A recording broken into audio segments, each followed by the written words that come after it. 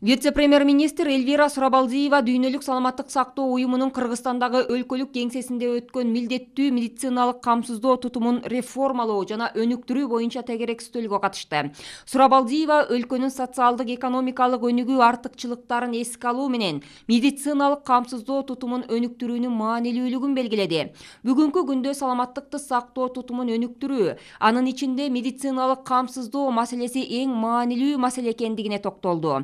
Милдеттүү медициналык камсыздоо тутумунда бир катар реформаларды жүргүзүү, анын катарында мамлекеттик жана жеке медициналык тейлөөнү аткаруучулар үчүн бирдей шарттарды камсыздоо маселесин иштеп чыгуу зарылдыгын белгиледи.